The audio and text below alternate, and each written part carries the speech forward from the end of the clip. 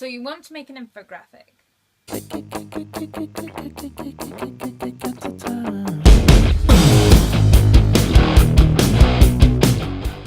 Okay, so the first thing I'd like to say is this is how I design infographics. This is how I approach it.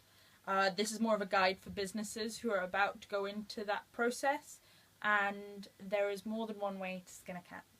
So now that I've got the disclaimer out of the way, the first thing that I think you should address when you're approaching designing an infographic is why. Why are you designing this infographic? Is it because you know it's good for your CEO? Is it because you've been told it's a handy marketing tool?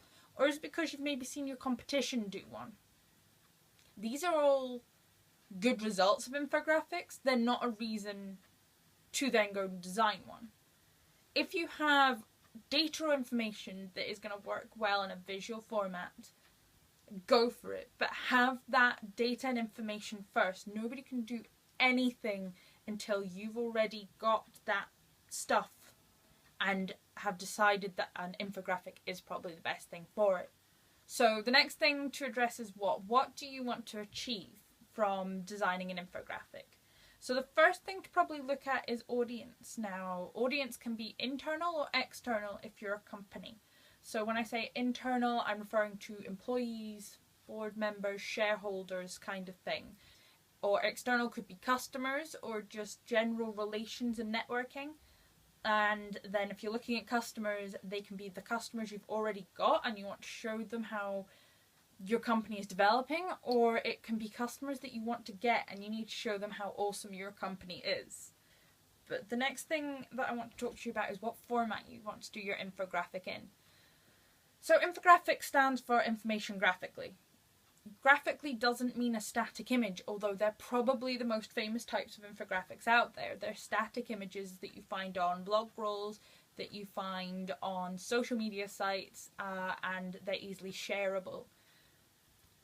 Motion graphics are a thing they're becoming more of a regular occurrence in video format, and they're a little bit more money than what we would consider a static infographic to be, and can quite often, if it is a proper story that you're telling, they can almost be an even stronger device than the infographic, but it does depend on the content that's going into the infographic and then where that infographic is going. Because the other thing that you can do is an interactive infographic.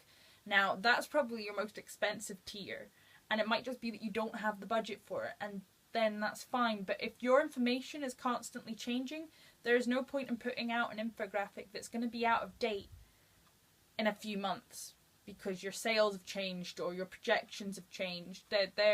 You're just wasting money on it.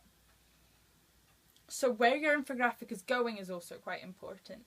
You then need to look at, is it going in that blog roll? Is it going on social media?